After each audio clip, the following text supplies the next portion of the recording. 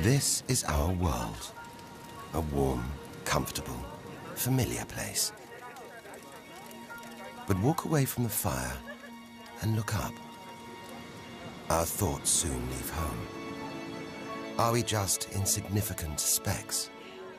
Is the universe welcoming or hostile? We could stand here forever, wondering. Or we could turn our back on this beach, leave home, to see the universe from here to its edge, to discover its wonders, confront its horrors. Beautiful new worlds, malevolent dark forces.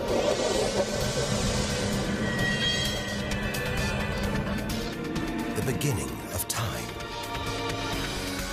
the end of the world. Would we have the courage to see it through? Or would we run for home? There's only one way to find out.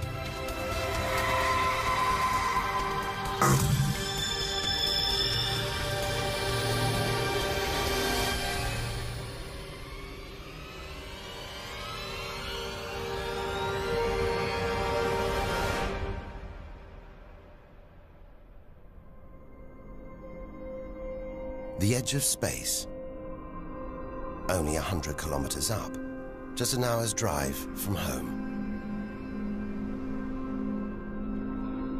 Down there, life continues. The traffic keeps moving, stocks go on trading, and Star Trek is still showing. Looks favorable enough at this point that the race should go. The Blue Jays will be without starter Jim Clancy for a couple of weeks. Escorting Order! Will the honourable gentleman resume his seat? Mr. Ashton. But we have to leave all this behind. To dip our toe into the vast, dark ocean beyond.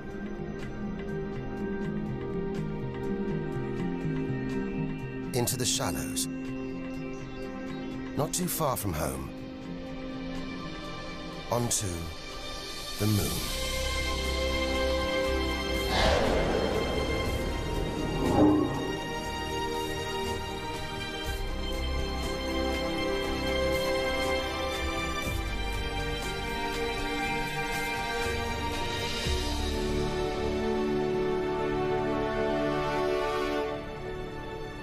Dozens of astronauts have come this way before us. 12 of them have walked on the moon itself. Just over 400,000 kilometers from home, 3 days in a spacecraft. So close, it's as if we've barely left home. Familiar, safe, within sight of Earth.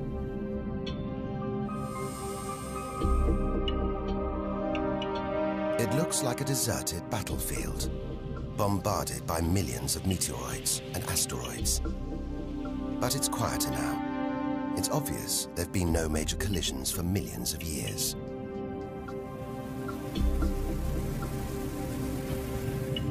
This brings back memories. The Apollo 11 lunar module. Neil Armstrong's first footprints.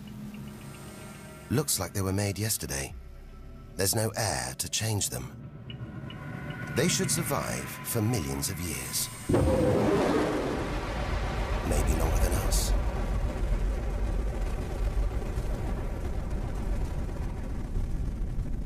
Our time is limited.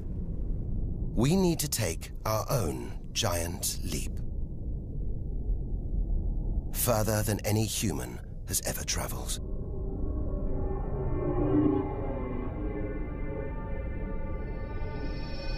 Out of the darkness, a friendly face. The goddess of love. Venus. The morning star. The evening star. Sometimes she welcomes the new day in the east, Others, she says goodnight in the west. The planet's spectacular yellow clouds reflect the sunlight. That's why this is the solar system's brightest planet. A sister to our planet. She's about the same size and gravity as Earth. We should be safe here. But the Venus Express space probe is telling us these dazzling clouds are made of deadly sulfuric acid, that the planet's atmosphere is choked with carbon dioxide. It's ringing alarm bells.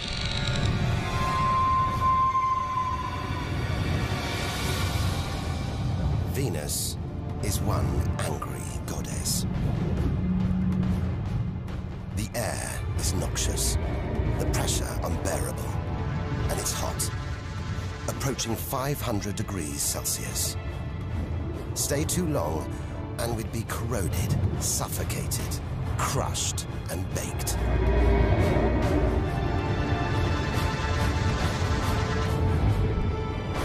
Nothing can survive here. Like this. It's a Soviet Venera robotic probe. Its heavy armor's been wrecked by the extreme atmosphere.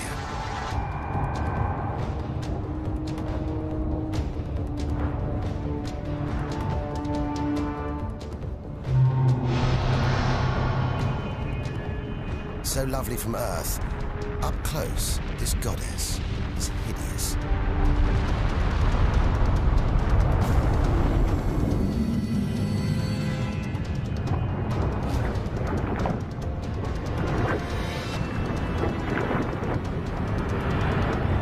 She's the sister from hell, pockmarked by thousands of volcanoes. All that carbon dioxide in its atmosphere is trapping the sun's heat. This is global warming gone wild. Before it took hold, maybe Venus was calm, more like her sister planet Earth. If that's true, this could be our planet's future.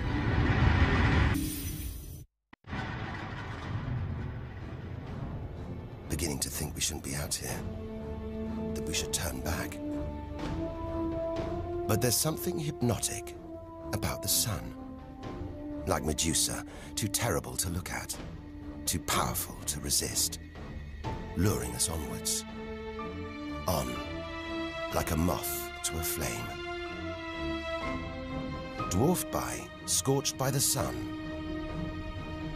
it's Mercury. Get too close to the sun, this is what happens. Temperatures swing wildly here. At night, it's minus 170 degrees.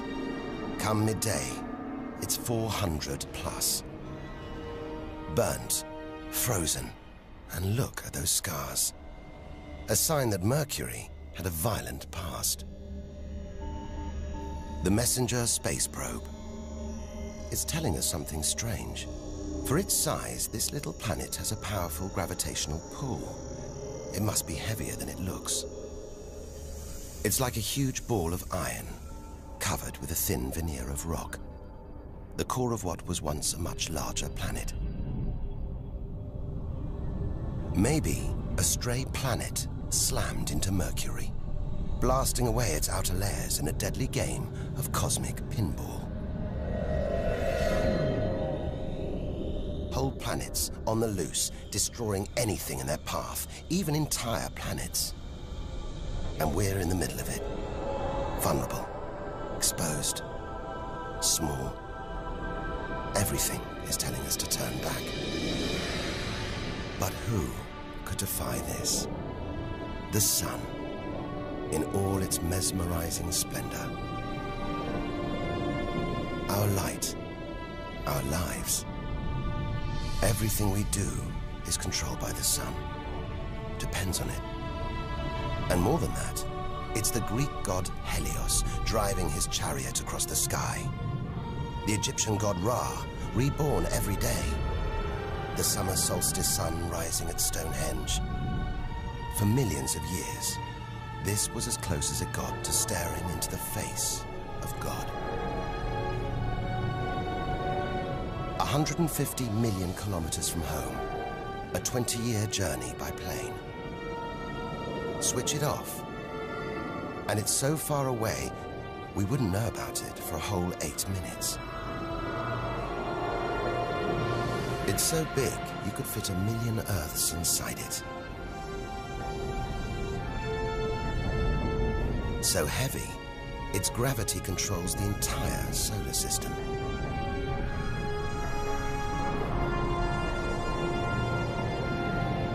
But who needs numbers? We've got the real thing. We see it every day, a familiar face in our sky. Up close, it's unrecognizable. A turbulent sea of incandescent gas. The thermometer rises to over 5,000 degrees. Down in the core, it's got to be tens of millions of degrees.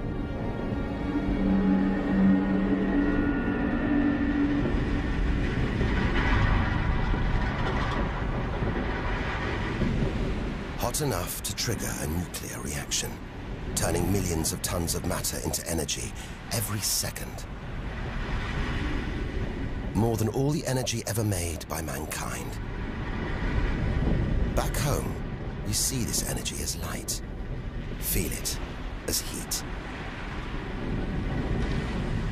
But up close, there's nothing comforting about the sun. It's so full of electrical and magnetic activity, it's bursting out in these huge incandescent gas loops called prominences. Each one releasing more energy than 10 million volcanoes. You could get the Earth through one of these loops and still have tens of thousands of kilometers to spare.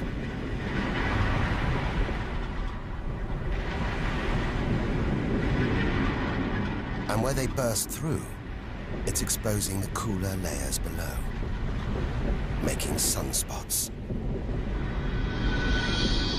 They're a fraction cooler than their surroundings. It's why they look black, but they're still hotter than anything on Earth. And they're massive, too. Some of these are at least 50,000 kilometers across. A solar flare. A superheated stream of electrified gas blasting deadly radiation out into space. But one day, all this will stop. The sun's fuel will be spent.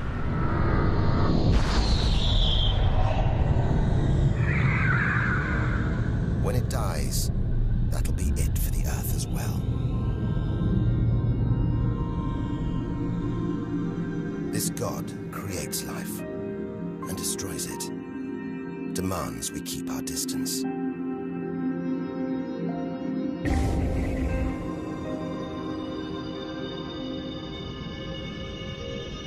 This comet has strayed too close. It's being boiled away by the sun's heat, creating a tail that stretches for millions of kilometers.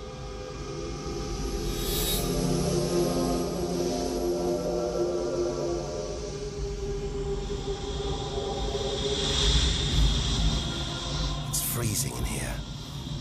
There's no doubt where this comet's come from. The icy wastes of deep space.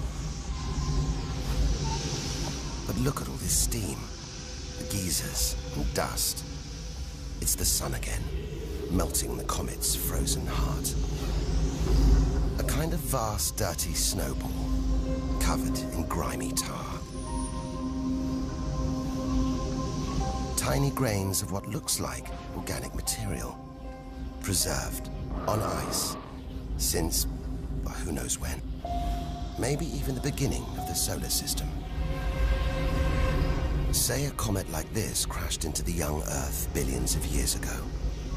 Maybe it delivered organic material and water, the raw ingredients of life. It may have even sown the seeds of life on Earth that evolved into you and me.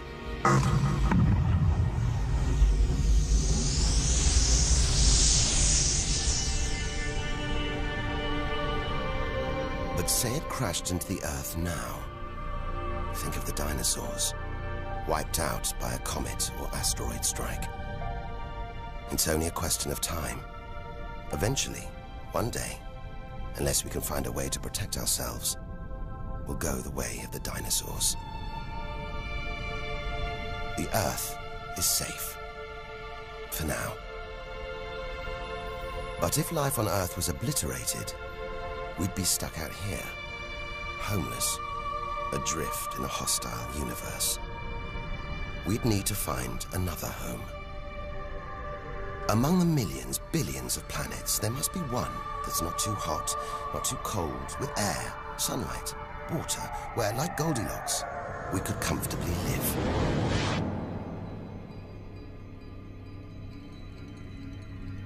The red planet. Unmistakably, Mars. For centuries, we've looked to Mars for company, for signs of life.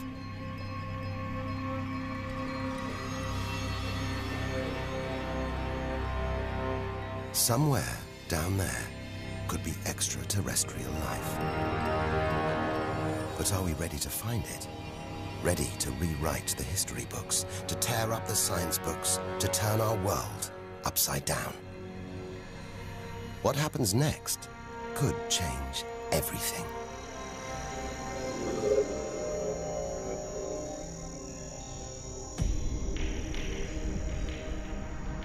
More than any other planet, Mars captures our imagination. Think of sci-fi films, comics. What follows? Martians. It's all just fiction, right?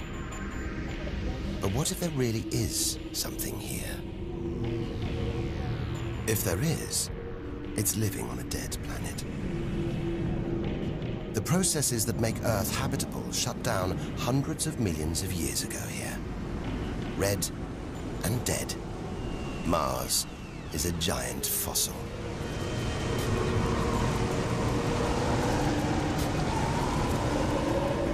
Something's alive. A dust devil, a big one. Bigger than the biggest tornadoes back on Earth. There's wind here, and where there's wind, there's air. Air that could sustain extraterrestrial life. But it's too thin for us to breathe, full of choking carbon dioxide. There's nothing to protect Mars from the sun's ultraviolet rays. And it's cold, as low as -80 degrees, freezing water in the ground, at the poles, and even in the atmosphere, as snow.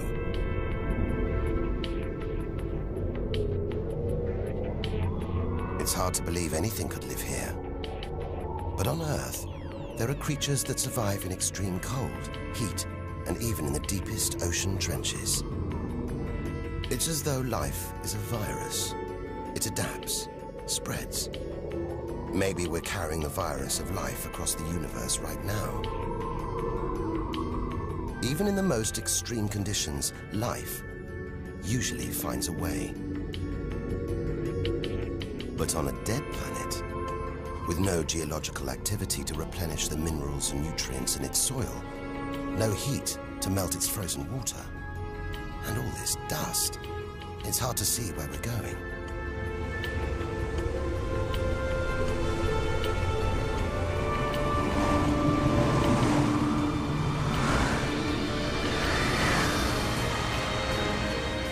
But we can't miss this. Olympus Mons, a vast, ancient volcano, 3 times higher than Everest. So wide, it would stretch almost all the way across Spain.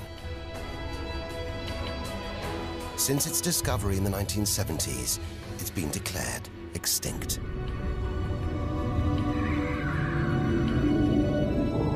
It looks like there's something happening on its slopes. It's as though lava has been flowing. But any lava flows should be long dead, obliterated by meteorite impacts. Unless this monster isn't dead after all. If it's not, there could be molten magma beneath the crust right now. This changes everything. Volcanic activity could be melting frozen water in the soil. recycling minerals and nutrients, creating conditions for life to exist.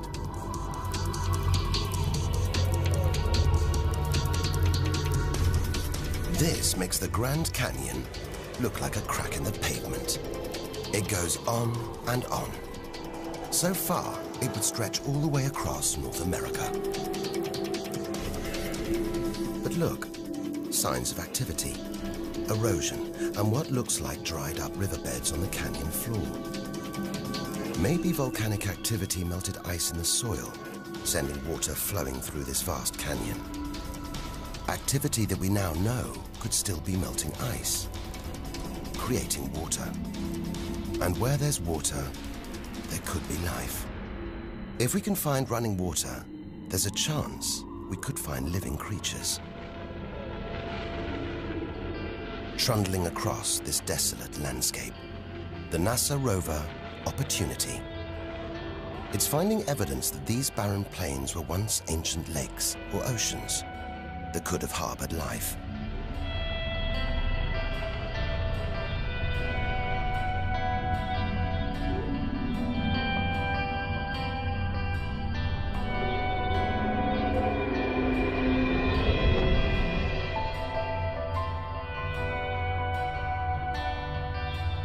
Look at these gullies.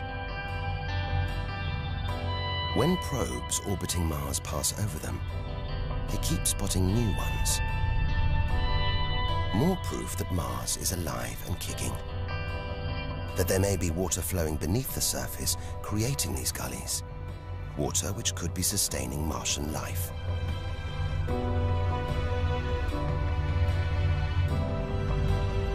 Now all we have to do is find it. Unless we've already found it. Not on Mars, but on Earth. There's one theory that has life starting here before moving to Earth. The idea is that an asteroid impact blasted fragments of Mars, complete with tiny microbes, out into space and onto the young Earth, where they sowed the seeds of life itself. No wonder we find Mars fascinating. It could be our ancestral home. If it's true, it means we're all Martians. The Mars we thought we knew is gone, replaced by this new, active, changing planet. And if we don't know Mars, possibly the solar system's most studied planet, what else don't we know?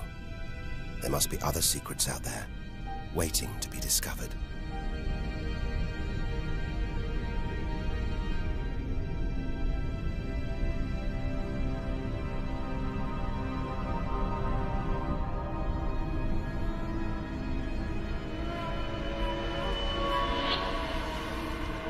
This is getting scary.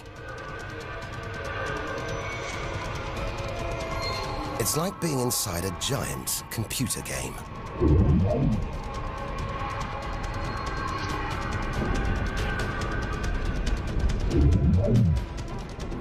But these are all too real.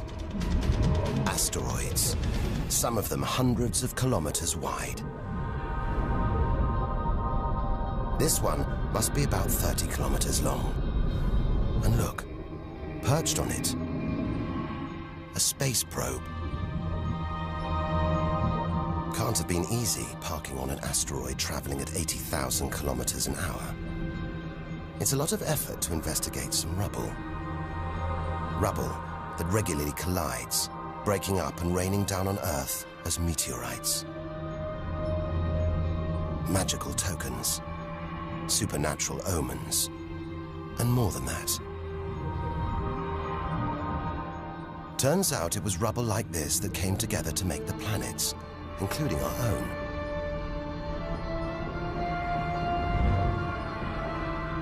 So by dating the meteorites we find on Earth, we know the planets were born 4.5 billion years ago.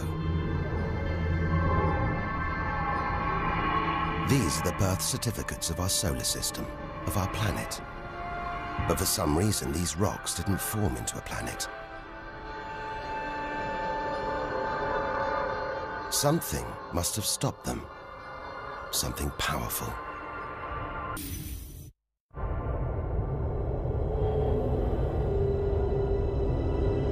Jupiter. What a monster. At least 1,000 times bigger than Earth. So vast, you could fit all the other planets inside it. Something this big is going to have a major effect on its neighbors. Its gravity is stopping the asteroids from forming a planet. And just look at it. It's stunning. But up close, maybe things aren't quite what they seem. This huge planet is almost all gas. Land here, and we'd sink through its layers, maybe never hitting a solid surface. And Jupiter's good looks, the product of extreme violence. It's spinning at a huge rate, whipping up winds to hundreds of kilometers an hour, contorting the clouds into stripes, eddies, whirlpools. And this, the legendary Great Red Spot. The biggest, most violent storm in the solar system. At least 3 times the size of Earth. It's been raging for over 300 years. All those churning clouds have sparked an electrical storm. Just one bolt is 10,000 times more intense than any at home.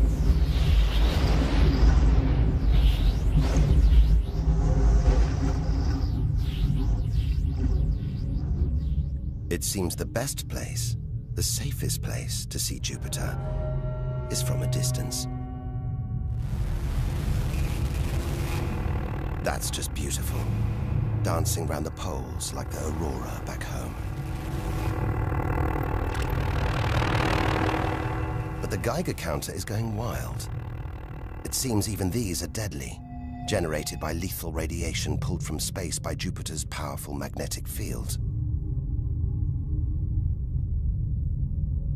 We're beginning to realize out here, nothing is what it seems. The universe is full of contradictions, deceptions, traps. Right now, we need a safe haven, somewhere to find our feet, catch our breath. Maybe this, the multicolored moon Io, is it?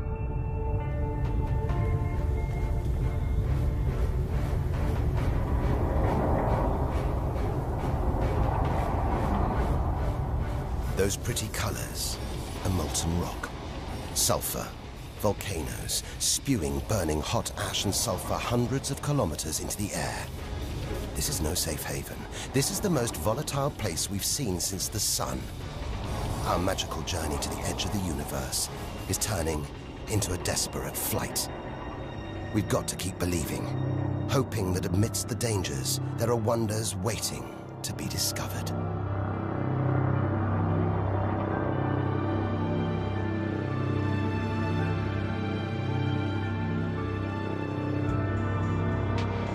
$650 million kilometers from home. What a weird-looking place. And yet it looks strangely familiar.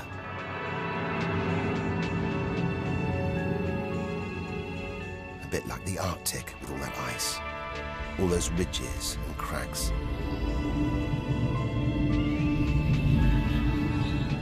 This is Europa, and maybe, like the Arctic, this ice is floating on water, liquid water.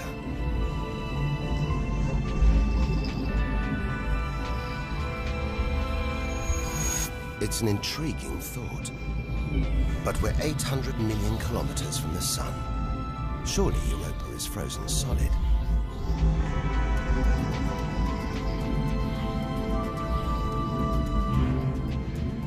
Unless Jupiter's gravity is creating friction deep inside, stopping Europa from freezing solid, allowing life to to develop in the waters beneath its frozen crust.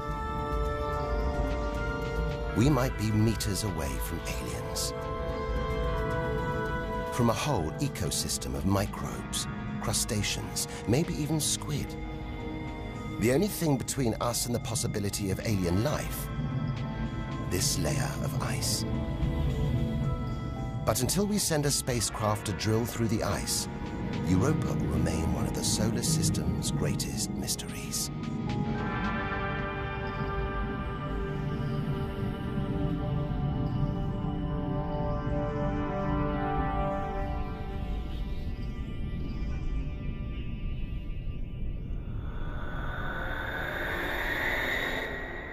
It's captivated our imaginations, haunted our dreams. And here it is, spinning before our eyes. Saturn, the jewel in the solar system's crown. Seeing it makes everything we've experienced worthwhile. There's something magical about Saturn. A giant ball of gas, so light it would float on water. Its spectacular rings would stretch almost from Earth to the Moon, but they're just a few hundred meters deep. That's the Cassini orbiter. It's picking up ghostly radio emissions, probably generated by auroras around Saturn's poles. This is the real music of the spheres. And Cassini is telling us these rings are probably all that's left of a moon shattered by Saturn's gravitational pull. Incomparable beauty from total destruction.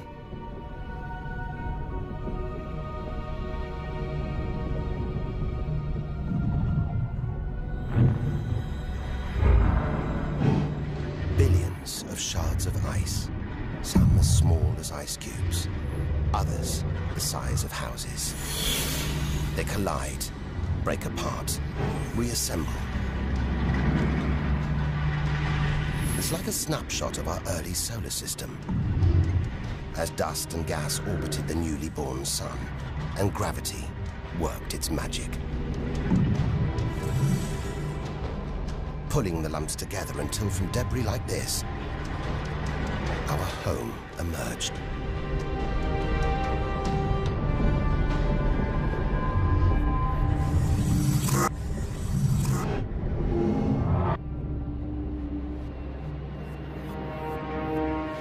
We could stay here forever, gazing at Saturn's seductive allure.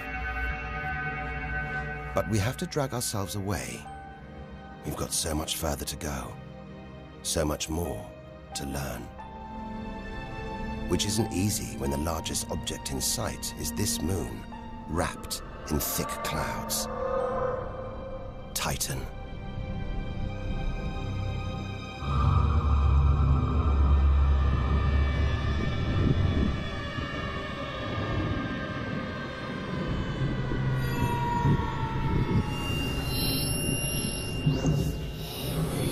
It seems like there's an atmosphere down here. There's wind, rain, even seasons. And look at these rivers, lakes and oceans. It's the most similar place to Earth we've seen so far. Maybe it was worth tearing ourselves away from Saturn after all. Except that's not water. That's liquid natural gas. There must be hundreds of times more natural gas here than all the Earth's oil and gas reserves. If we could get it home, it could power our cities, fuel our cars for thousands of years. Or maybe, one day, we could use it here to fuel a colony. Assuming there isn't life on Titan already. The Huygens space probe, dropped onto Titan's surface from Cassini, is here to find out. It's telling us there are organic materials in the soil, but it's so cold, minus 180 degrees. There's no way these could come together to form life. Unless Titan warms up. The sun is predicted to get hotter. When it does, maybe life will spring up here, just like it did on Earth billions of years ago. As the Earth gets too hot for us, maybe we'll move to Titan. One day we might call this distant place home.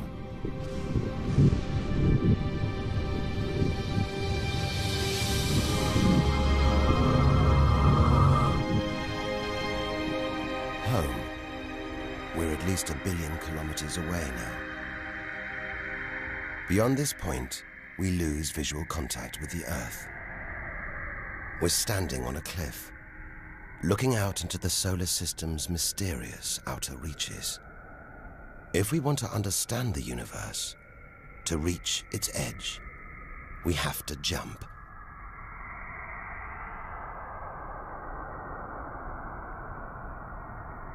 Unseen from Earth, unknown for most of history, we're in the solar system's outer reaches. It's like diving down into the deep ocean.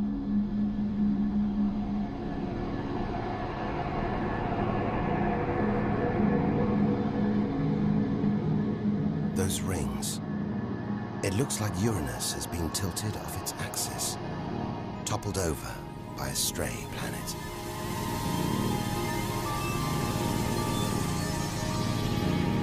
It's eerie out here. Already beginning to feel small, lonely. Maybe this is how we'll feel, what we'll find at the edge of the universe. But we've barely left the shore. Shrink the Earth down to the size of a pea. We've traveled less than 2 kilometers. But to reach the edge of the solar system, we've got to travel another 20,000 kilometers. Out of the deep, another strange beast. The god of the sea, Neptune. This giant is swathed in methane gas. And look, a storm the size of Earth, whipped up by savage 1,500-kilometer-an-hour winds. Back home, it's the sun that drives the wind, but Neptune's too far away. Something else must be creating these ferocious winds, but nobody knows what. Our solar system is huge. It's alarming how little we really know about it.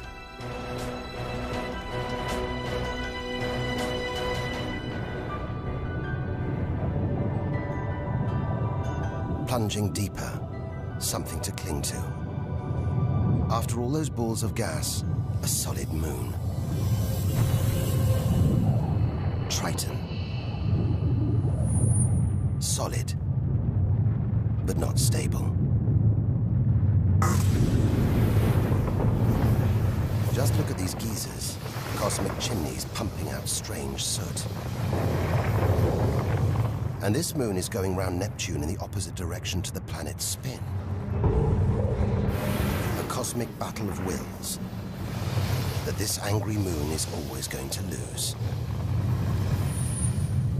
Neptune's massive gravity is pulling on Triton, slowing it down, reeling it in.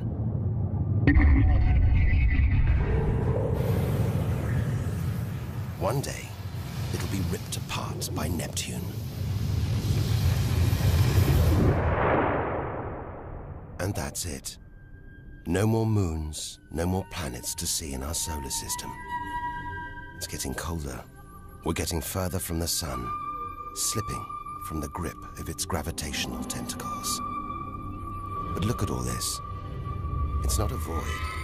It's teeming with frozen rocks, icy spheres, like Pluto. Until recently, it seemed Pluto was alone. Beyond it, nothing. We were wrong. More frozen worlds. Discoveries so new, nobody can agree what to call them. Plutinos, ice dwarfs, cubanos. Whatever the name, the implications are the same. Our solar system isn't the neat model we thought it was. Over 13 billion kilometers from home, the most distant thing ever seen to orbit the Sun, another small icy world called Sedna, discovered in 2003. Its orbit takes 10,000 years and sends it 130 billion kilometers from the Sun. Hang on, there's something else out here. 16 billion kilometers from home, the space probe Voyager 1. If it wasn't for this bundle of aluminium and antennae, we'd have no images of the giant planets, no clue about their strange moons. It's traveling 20 times faster than a bullet, sending messages home.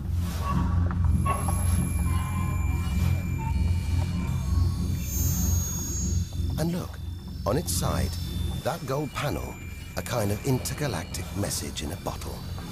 There's a greeting recorded in different languages.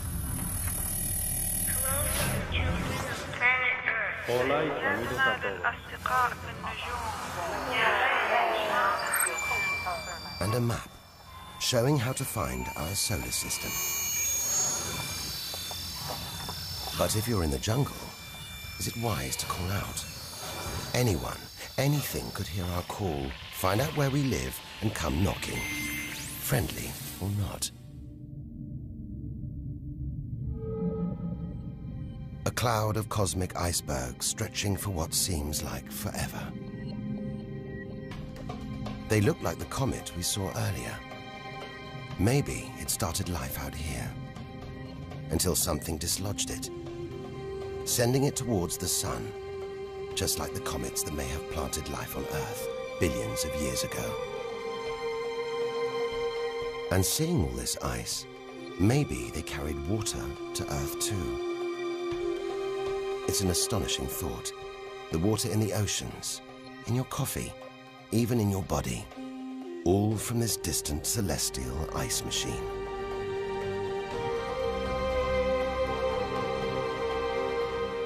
We're 8 million, that's 8 trillion kilometers from home.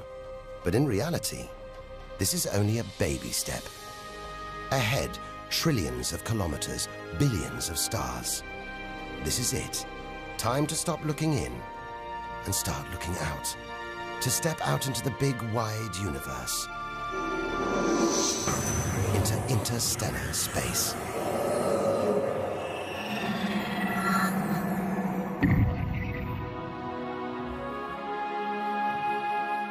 Interstellar space.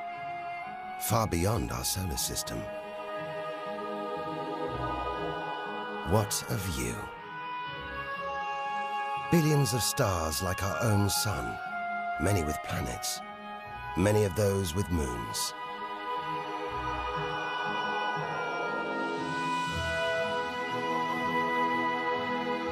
It's hard to know which way to go. There are infinite possibilities in every direction. Whichever way, we're going to need a serious burst of acceleration.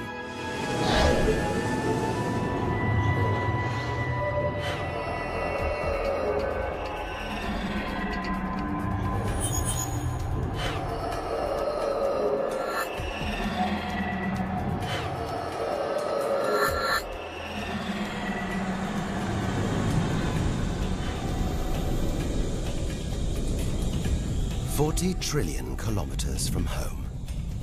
150,000-year ride in a space shuttle. And we've only just reached the first solar system after our own. Alpha Centauri. Not one, but 3 stars.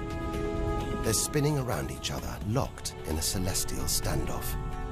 Each star's gravity attracting the other, their insane orbital speed keeping them apart.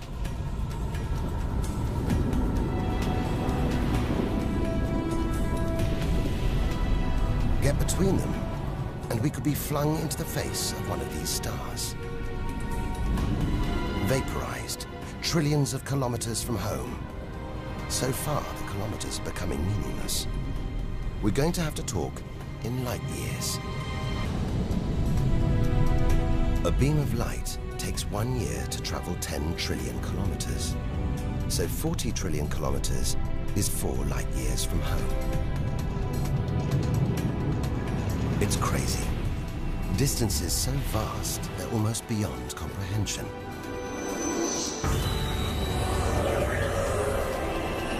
And exciting. Who knows what strange worlds lie ahead?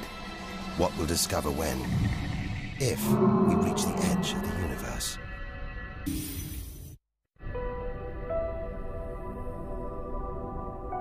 "10 light years from Earth, the star Epsilon Eridani. What spectacular rings of dust and ice, and somewhere in there, planets forming out of the debris, being born before our eyes.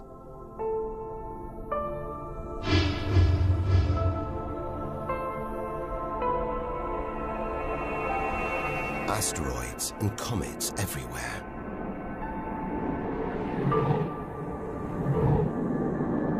We could almost be looking at our own solar system, billions of years ago, with comets delivering organic molecules, water to these young planets, kick-starting life, just as they may have done on Earth.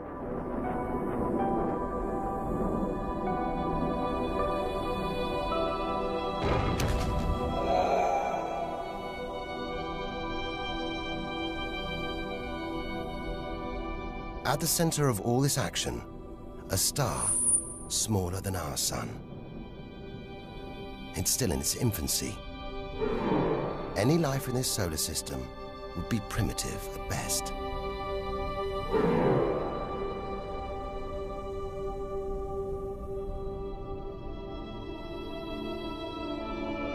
There must be more mature, developed solar systems out here. But finding them is like looking for a needle in a cosmic haystack.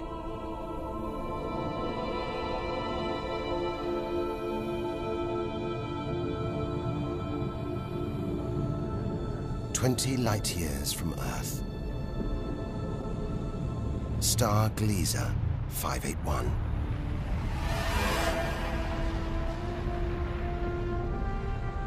It's about the same age as our sun.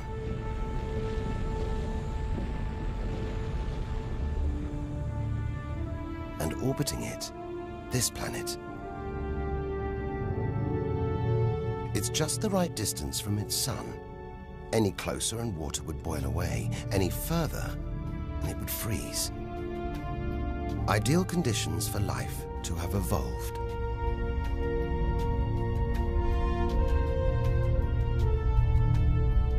And if comets have struck, delivering water and organic materials, then life, complex beings like us, even civilizations like our own, could be down there, right now. And if there are, even at this distance, they could be tuning into our TV signals, watching shows from 20 years ago. And here's your host, Joe Jackman. But until future generations can find a way of communicating over these vast distances, all we can do is speculate. Us and them, living parallel lives, unaware of each other's existence. Unless life has been and gone.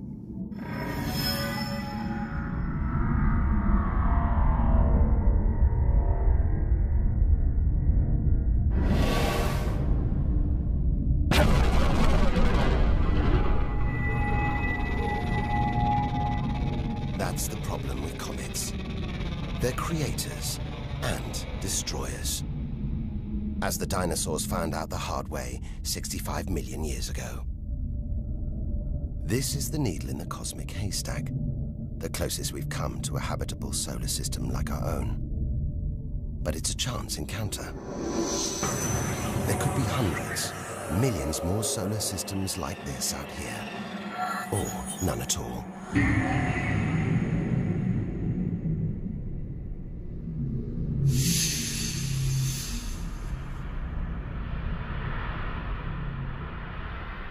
This is vast.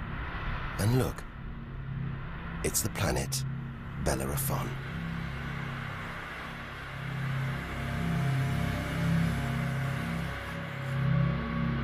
So close to its own sun, it's a miracle it was discovered at all. Problem is, from Earth, we can't see planets this far out. They're obscured by the brilliance of their neighboring stars. But the planets have a minute gravitational pull on those stars. Measure these tiny movements trillions of kilometers away, and we can prove they exist.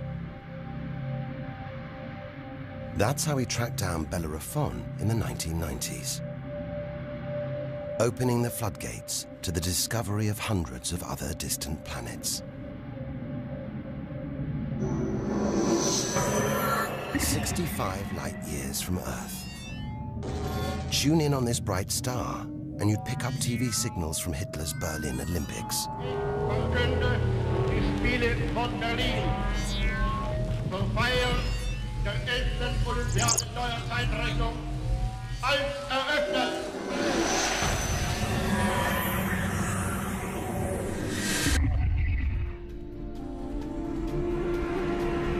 Twin stars. It's Algol, the demon star, feared since ancient times on account of its sinister behavior. From Earth, it appears to blink as one star passes in front of the other. Up close, it's even stranger. One star has expanded into the gravitational pull of the other. It's being sucked towards it. Almost 100 light years from home. Listen. One of the first ever radio broadcasts. Just a faint whisper. We'd appreciate it if anyone hearing this broadcast would communicate with us. We are very anxious to know how far the broadcast is reaching. And then silence. From here on out, it's as if Earth never existed. Any aliens living beyond here will have no idea we're there. It feels like a lifetime ago we stood on that beach, looking up at the sky, wondering where and how we fitted in.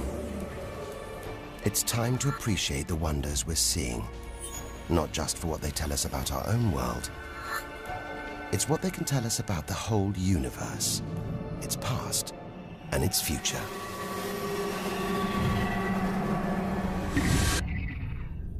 Deep inside our galaxy, the Milky Way, a vast celestial library, each star a book with a story to tell. It's all here, waiting for us to lift the cover. The seven sisters, daughters of the ancient Greek god Atlas, transformed into stars to comfort their father as he held the heavens on his shoulders.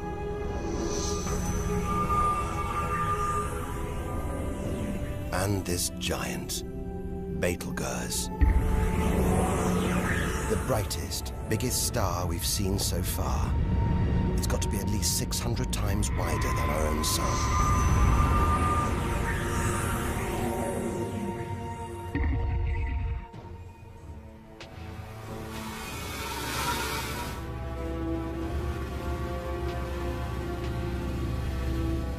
But this, it's not a star. Not a planet. Not like anything we've ever seen.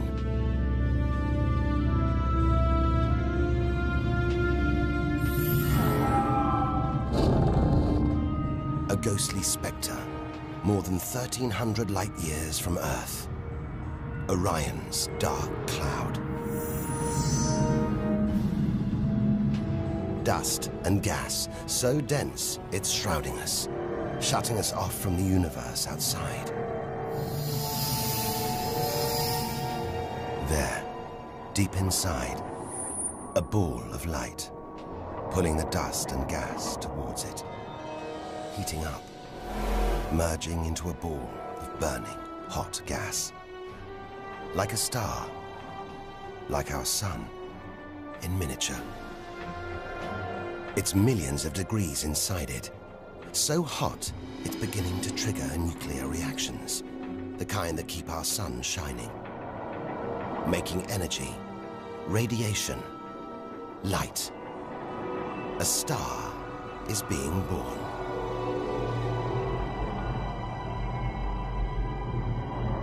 Or rather, stars.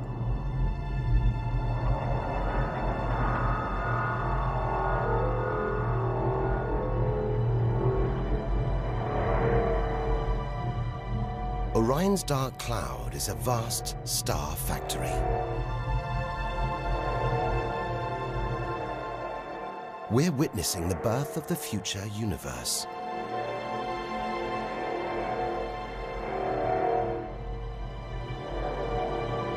We've come to expect hostile horrors, but we're discovering one of the universe's greatest creative wonders: star birth.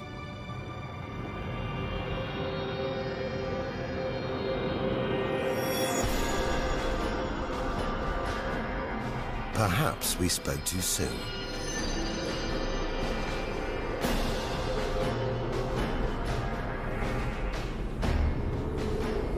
Jets of gas, exploding outwards at 200,000 kilometers an hour,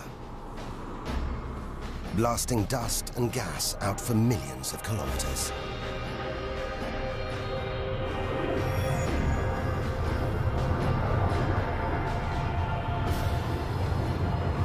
It's unbelievably violent, but look at the results.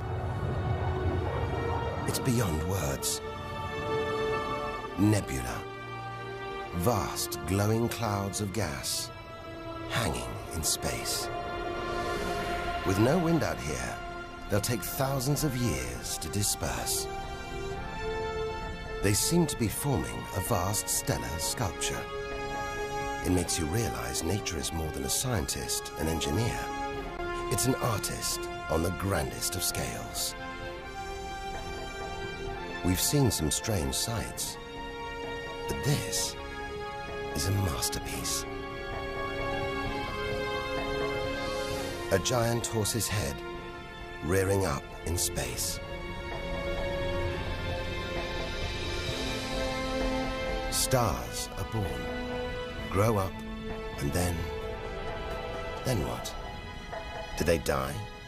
Do they slip quietly into the night, or go out with a bang?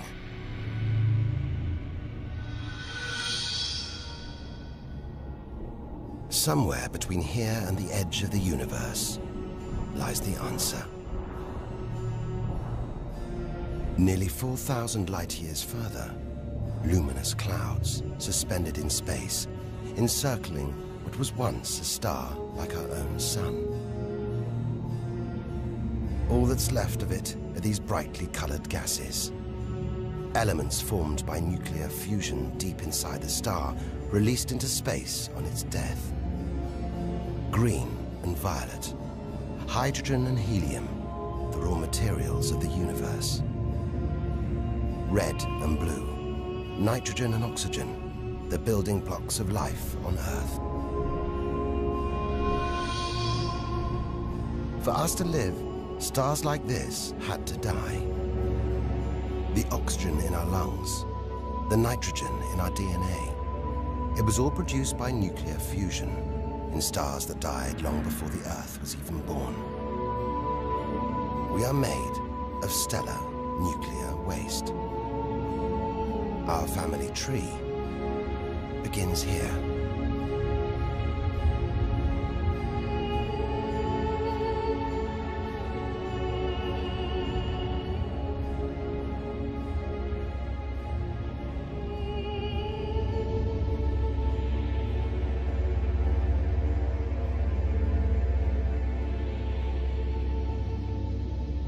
At its heart, the ghost of a star. It's a white dwarf. White, hot, small, but unbelievably dense. In the star's dying moments, its atoms fused and squeezed together, making it so dense that just a teaspoon of this white dwarf would weigh 1 ton.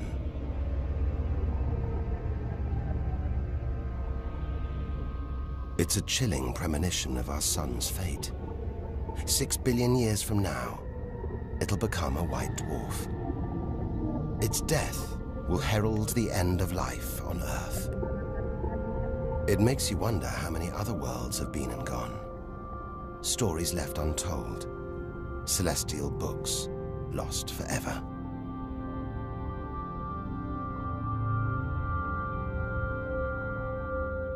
But the greatest story of them all is still to be told. we must go back through time to the very first chapter to tell the story of how the universe began.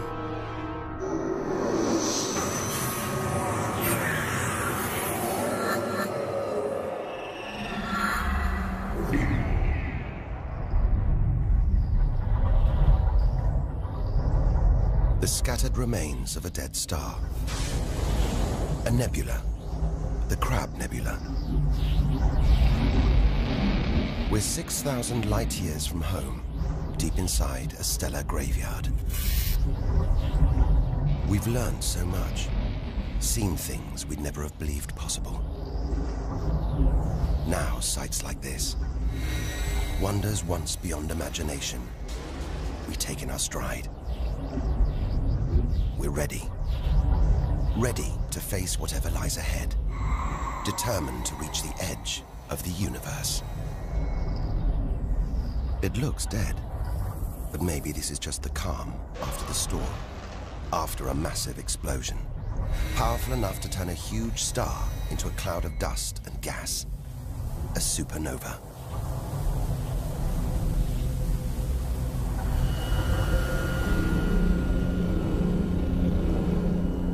The eye of the storm, a spinning, pulsating star, a pulsar.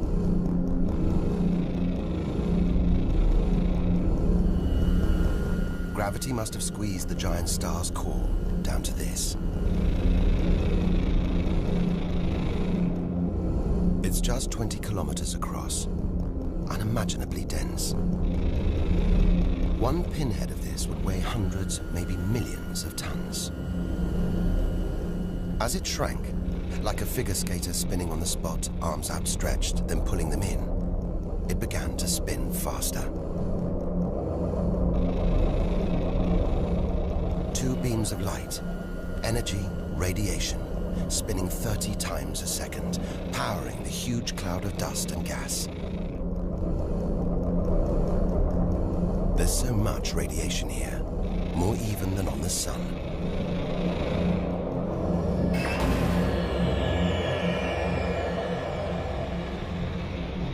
That was easily the deadliest thing we've encountered so far.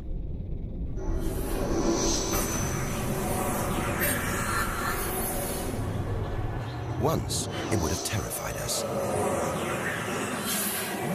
But now we realize that without the dangers, there'd be no wonders. Without the nightmares, there'd be no dreams.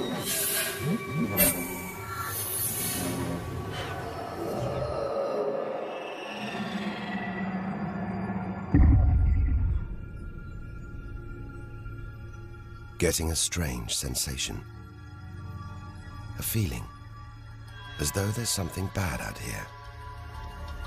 A malevolent presence. The one thing we didn't want to encounter. Impossibly black, blotting out the stars behind it. We are staring into the face of extinction. The remains of a giant star. A black hole. Instead of contracting to a white dwarf or a pulsar, it just kept on going. Shrinking until it got so small it's just a few kilometers across. Far denser than a pulsar and impossible to resist.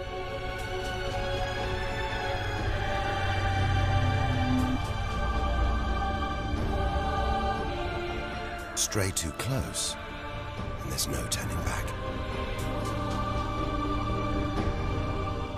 Now we know why it's a black hole. Its gravity is so intense, not even light can escape. This asteroid, it's a lump of solid rock, but it's actually stretching, being dragged towards the gaping hole. Inside, there's no matter as we know it. No time, no space. All the rules of physics collapse.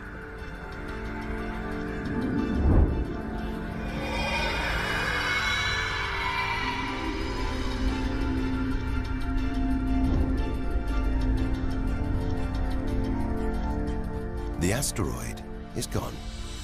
Truth is, nobody really knows where. We're looking at the limit of human understanding. There could be millions of black holes creeping around our galaxy. More perhaps than all the stars in the sky. But we wouldn't see them until it was too late.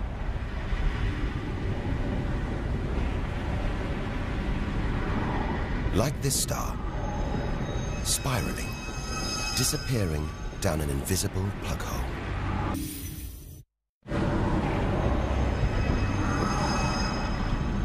Who's to say we don't live inside a vast black hole?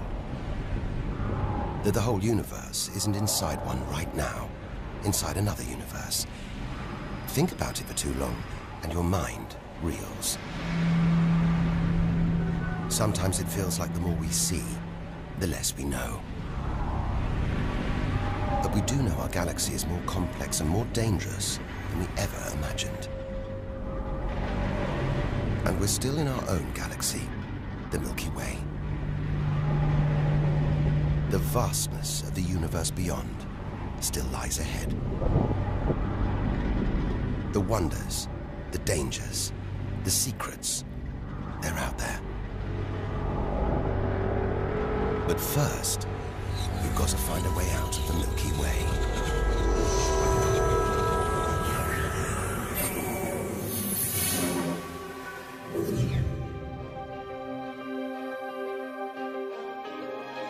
"7,000 light years from home, still deep inside our own galaxy. It's as though we're in a forest thick with trees, each so beautiful, so fascinating. It's impossible to look beyond, to see the bigger picture. We have to find a way through, reach the clearing at the galaxy's edge. Only then can we begin to understand where it and we all began. But faced with sights like this, it's hard to leave. A colossal glowing cloud topped by these great towers of dust. The pillars of creation. Like a gateway into the far galaxy. Both pillars studded with tiny protrusions. Embryonic star systems. Each one the size of our solar system. Another monument to nature's astonishing creativity. We have to ignore its captivating beauty, its siren song, tear ourselves away, in order to carry onwards towards the edge of the galaxy.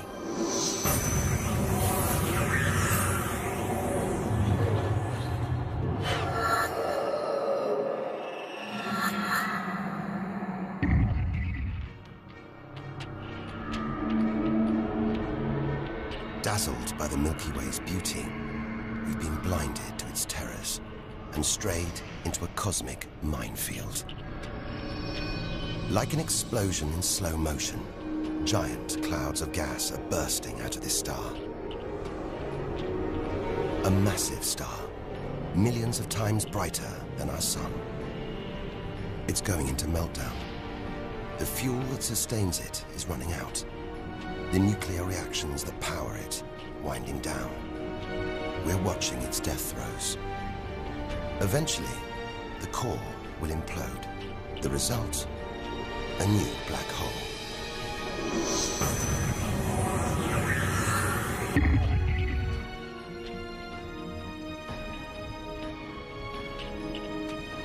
An even bigger, dangerously unstable star. But this one's about to explode. And when a star this big dies, it's 100 times more violent than a supernova. Somehow we've stumbled into the most violent star death imaginable. A hypernova.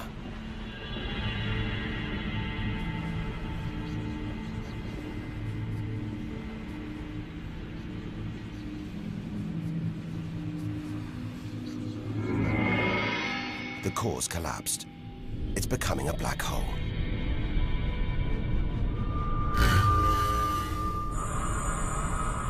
And that's the shockwave, surging through the star, ripping its outer layers into space.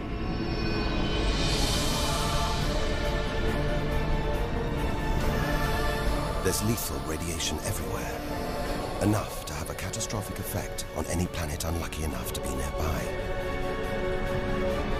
When virtually every species on Earth was wiped out 450 million years ago, the culprit may have been one of these. Deadly hypernovas, frozen comets, scorched planets, white dwarfs, red giants, Earth. Tiny drops in a vast pool of white light. Our home galaxy, the Milky Way. We wanted to know where we fit in. Here's our answer.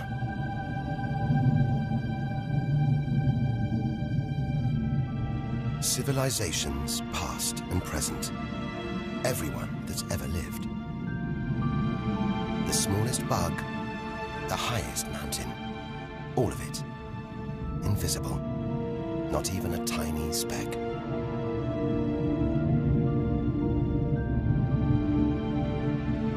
Our home is a minor planet of an insignificant star.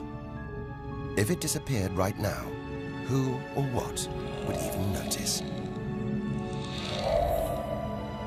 And yet, so far we found nowhere else we would rather live. Nowhere we could live. It's only now, far from home, that we're beginning to truly appreciate it.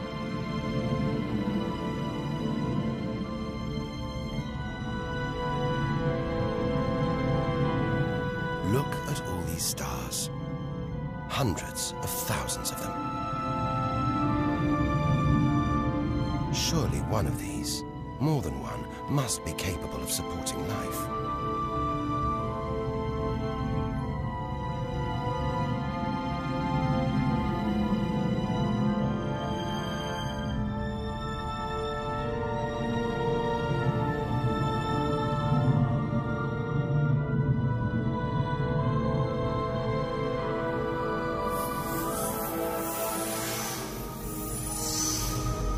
Maybe here, in this swarm of stars, the Great Cluster.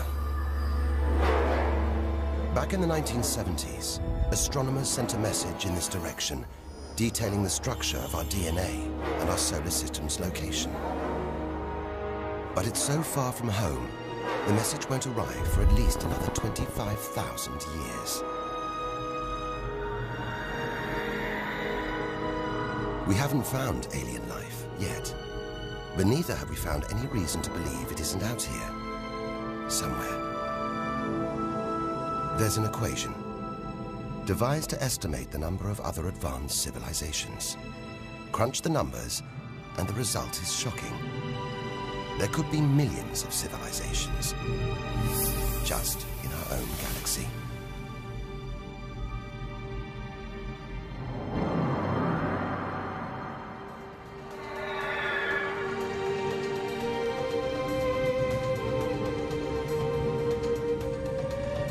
Everything we have seen so far is inside the Milky Way. Now here's our chance to see other galaxies, to glimpse the even bigger picture, and perhaps to answer the ultimate question: where does all this come from? We are now ready to leave our solar system, our galaxy, and enter intergalactic space.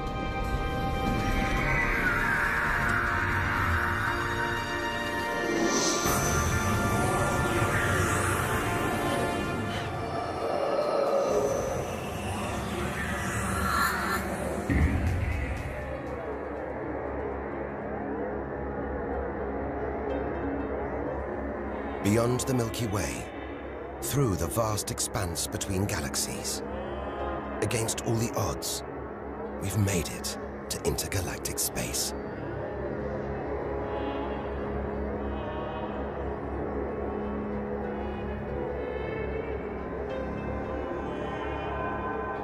Out here, there's no horizon in sight. Even the closest galaxies are millions of light years away. the remains of galaxies ripped apart by the Milky Way's huge gravitational pull. Scattered through, nothing.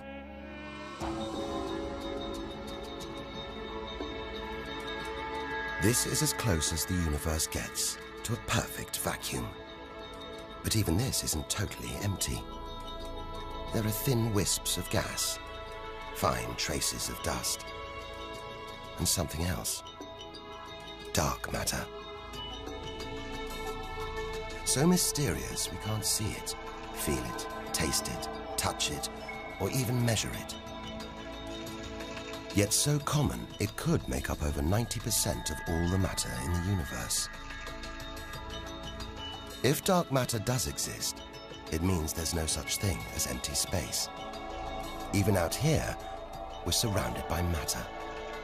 We only know it exists because of the strange hold it exerts on galaxies, like this one, the Large Magellanic Cloud.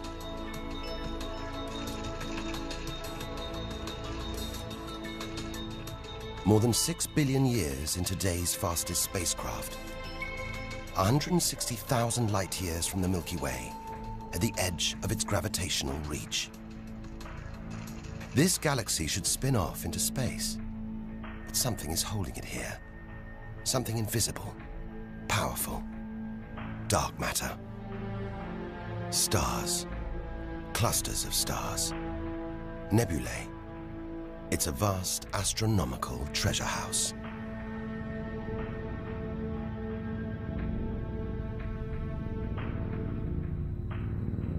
But look at this. It's like a string of gleaming pearls. It's a fireball, expanding out from what must have been a massive explosion, a supernova.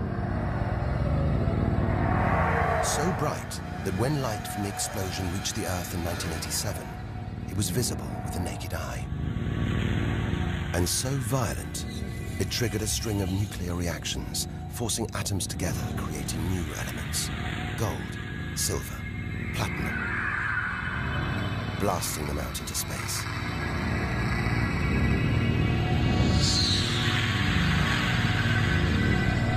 The gold in the ring on your finger was forged in a massive supernova like this, trillions of kilometers away, billions of years ago.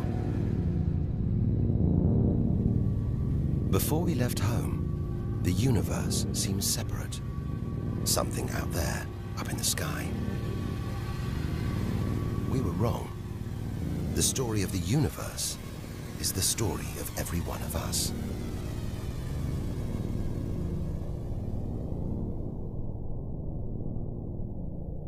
It's comforting to remember as we venture through this abyss. Further and further. Faster and faster.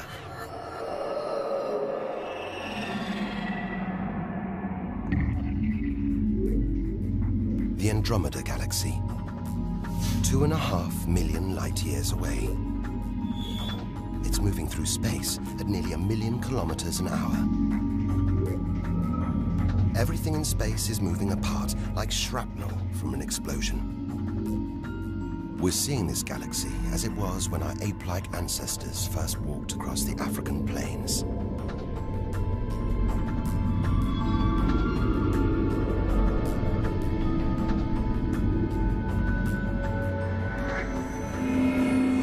We go further through space and further back in time. This doesn't look right. A whole galaxy exploding. The only thing large enough to cause an explosion on this scale has to be another galaxy. It looks like the end of the world, but we've seen enough to know things are never that simple. This galaxy won't die. It'll be reborn. A new shape, perhaps even new stars. As dust and gas collide, creating friction, shockwaves, triggering the birth of stars.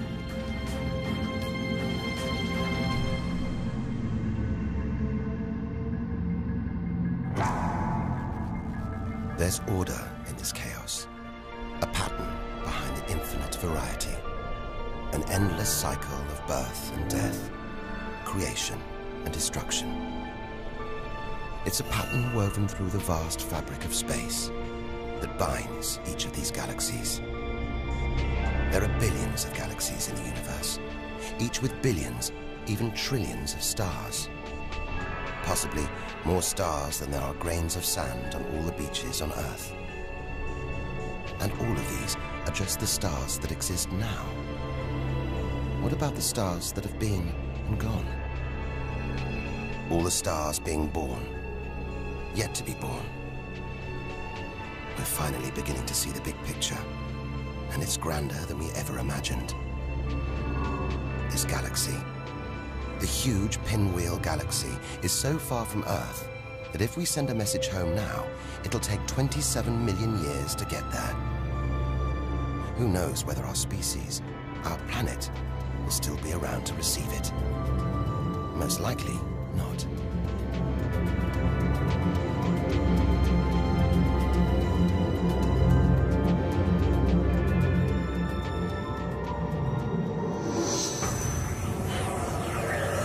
We travel on, back through time. Past the point where the dinosaurs were wiped out. Past the moment where the first creatures clambered onto land.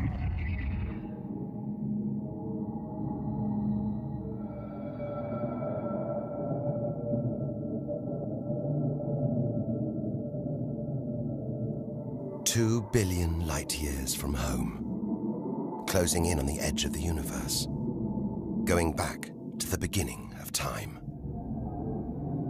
This isn't a galaxy. It's brighter than hundreds of galaxies put together. A blinding beam of energy bursting out for trillions of kilometers. Something this big, this bright, must be incredibly powerful. Experience tells us, out here, power equals danger. It looks like a quasar, the deadliest thing in the universe.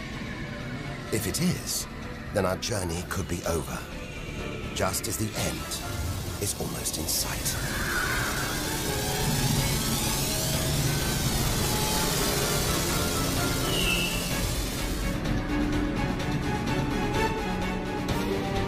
The deadliest, most powerful thing in the universe. A quasar. A swirling cauldron of super-hot gas, brighter than hundreds of galaxies.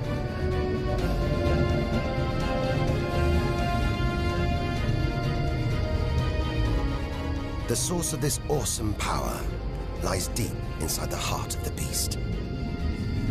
A heart of darkness, a supermassive black hole as heavy as 1 billion suns.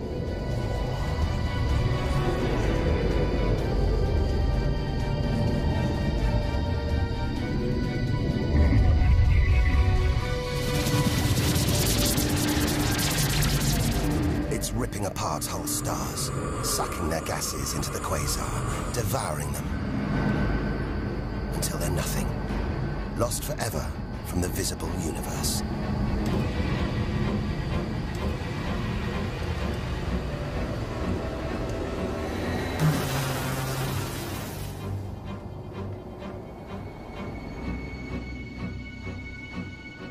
We've seen the worst the universe can throw at us. The most powerful and destructive forces the universe produces. Now it's on to the very edge of the universe. It's almost within reach.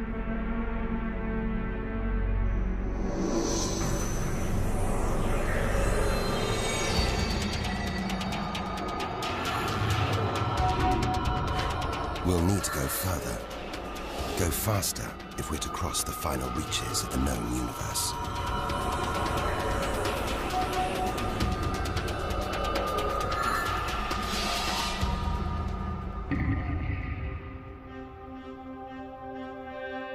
Eight billion light years from home. More galaxies. But these look different. Ragged, small, close together. We're so far back in time, we're seeing these galaxies as they were before the Earth was even born. They're still young, still growing. We're getting closer to where and how it all began. 12 billion years ago.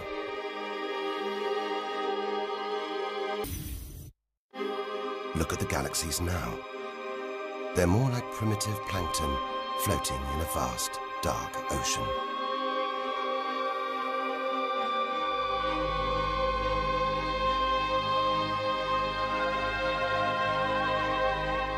It's magical. Clouds of dust and gas, dancing, forming a shape, merging to make embryonic galaxies. This is how our own galaxy was born.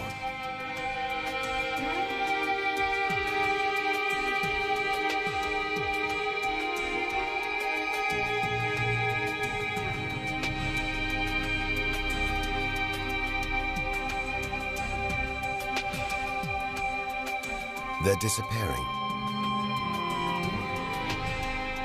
We've gone back before the stars were born.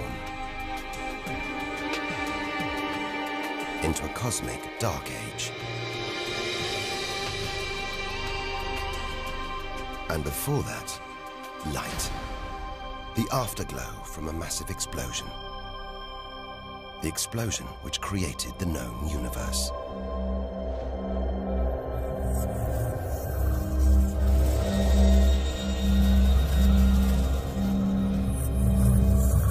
We're almost there.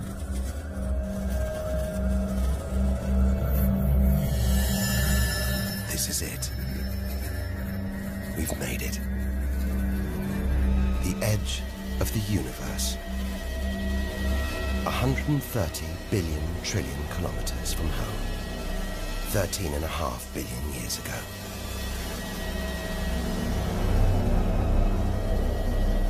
The very instant of the Big Bang.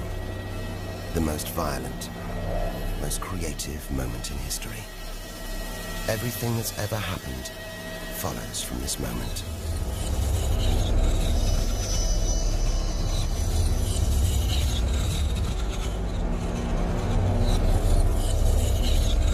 Every religion, every culture has pondered it. But we still don't know what sparked this act of creation, or why. This is where our journey ends, and the universe begins.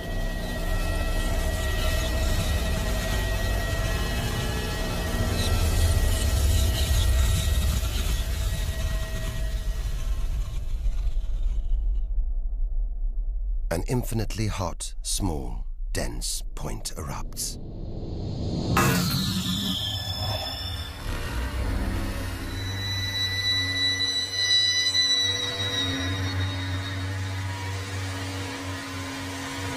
Creating space, time, matter, our universe itself.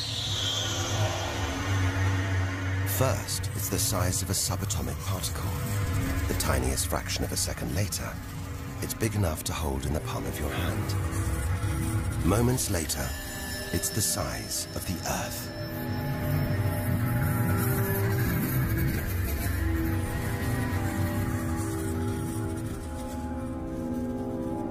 Today, the light from the Big Bang is still spreading out as a hiss of radio static.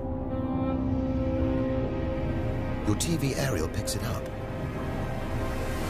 You can see it as static on an untuned TV.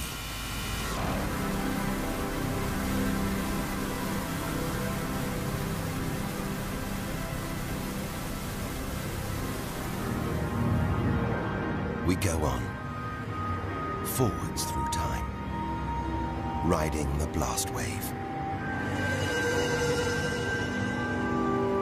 All the things we've seen on our journey are sparks flying out from the Big Bang. Galaxies, stars, planets, all just debris.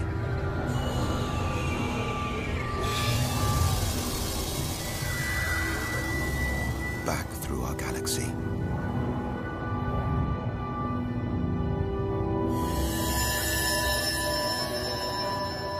Our solar system. Until we reach another cooling cinder, swirling in the afterglow of the Big Bang. The Earth.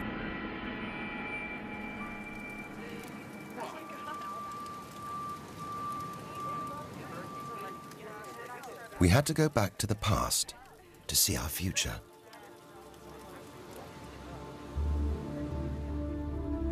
Three billion years from now, the vast Andromeda galaxy smashes into our own. A new galaxy is born. The sun and planets survive, but they've been thrown into a huge looping orbit around the new galaxy.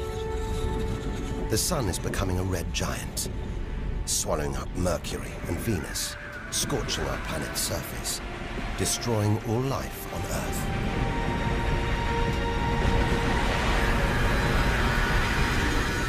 The sun dies, shrinking to a white dwarf. Neighboring stars are dying too, being replaced by white dwarfs, pulsars, black holes. The lights are going down on the galaxy.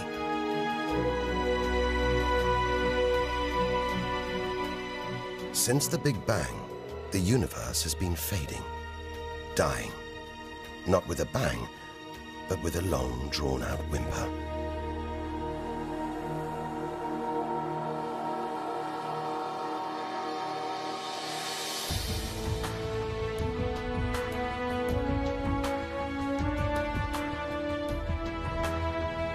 But there could be a way out, an escape route from our dying universe.